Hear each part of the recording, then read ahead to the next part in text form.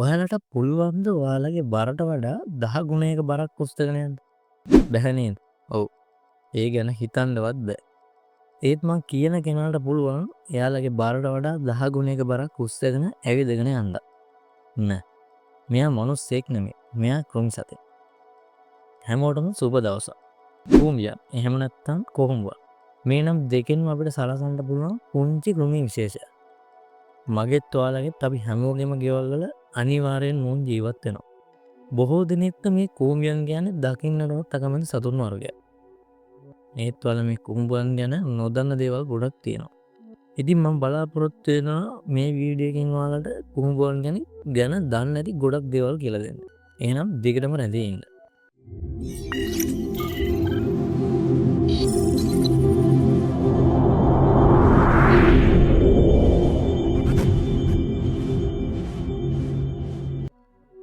කූඹුවන් නෑ අපි ලේසියට කූඹියන් කියමු.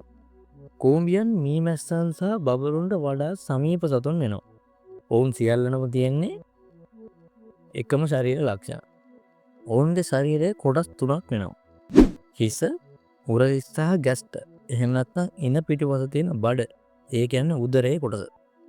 දැනට ලෝකයේ කූඹින් විශේෂ 12000කට වඩා අධික වර්ගයක් ඇති බවට සොයාගෙන තියෙනවා. ඒ වයින් බොහෝමයක් වර්ග කළු, දුඹුරු හෝ රතු බැහැයෙන් යුක්ත වෙනවා. කූඹියන් පෘථිවියේ සෑම තැනකම පාහේ දකින්නට ලැබෙනවා. නමුත් ඇන්ටාර්ටිකාව, ග්‍රීන්ලන්තය, අයිස්ලන්තය වගේම සමහර දූපත්වල මෙයාලව දකින්නට ලැබෙන්නේ නැහැ. බොහෝ කූඹි විශේෂ පස, කොළරොඩු හෝ දි รา පත් වන ශාකවල ජීවත් වෙනවා. තවත් කූඹීන් ආහාර විශේෂ අනුවත් වෙනස් වෙනවා.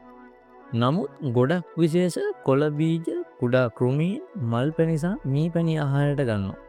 කූඹියන් මම මේ වීඩියෝ එකේ මුලින් කිව්වා වගේම මොවුන් සොයා ගන්න ආහාර නැවත කූඩුවට ගෙන යන විට ඔවුන්ගේ බර වගේ 10 ගුණයක බරක් මොවුන් රැගෙන යනවා.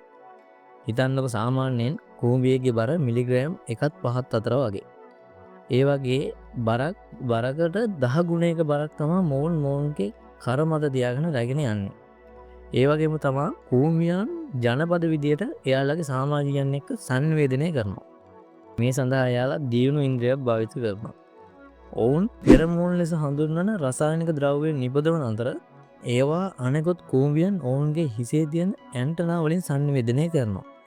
ඒ වගේම තමයි ඔවුන්ට සංවේදනය කරන්න ඔවුන්ගේ ඇන්ටනා වලින් විතරක් නෙවෙයි ඔවුන්ගේ ශරීරයේ වෙනත් කොටස් වලින් සංවේදනය කරන්න පුළුවන්.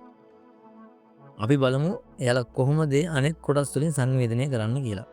මෙයාලා ශරීරයේ කොටස් වලින් සංවේදනය කරන්නේ මෙයාලගේ ශරීරයේ කොටස් එකට අතුල්ලමින් ඇතිවන ශබ්ද හෝ කම්පන වලින් සංවේදනය කරනවා.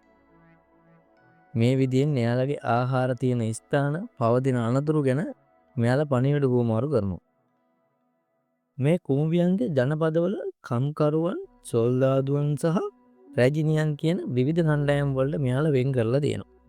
වැඩ කරන සියලුම ගැහැණු සතුන් කියන්නේ රැජිනිය හා ඇගේ පැටවුන් රැක බලා ගන්නා හෝ ආහාර සොයා යන ගැහැණු සතුන්ට. පියාපත් තියෙන කූඹි පිරිමි සතුන් තමයි රැජිනිය එක්ක සංසර්ගයේ යෙදෙන්නේ.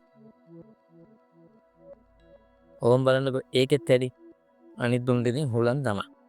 ඒත් මේ සංසර්ගයේ යෙදෙන පියාටු ඇති පිරිමින් ඉක්මනින් මිය යනවා. ඒ කියන්නේ ඉක්මනින් මැරෙනවා. රැජිනටත් පියාපත් තිබුණත් සංසර්ගයේ පසු ඒවත් කැඩෙනවා.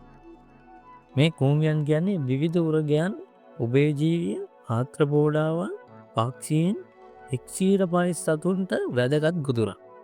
සියලුම කූඹින්ගේ ආයු කාලය සාමාන්‍යකරණය කරන්න බෑ. ඒ කියන්නේ හරියටම මෙයාලා මේ කාලෙදී මිය යනවා කියලා කියන්න බෑ. නමුත් රැජිනියන් සාමාන්‍ය වසර කිහිපයක් ජීවත් වෙනවා. වැඩ කරන සතුන් සති කිහිපයක් හෝ මාස කිහිපයක් තමයි ජීවත් වෙන්නේ. කූඹි ගහණය ස්ථාවරයි.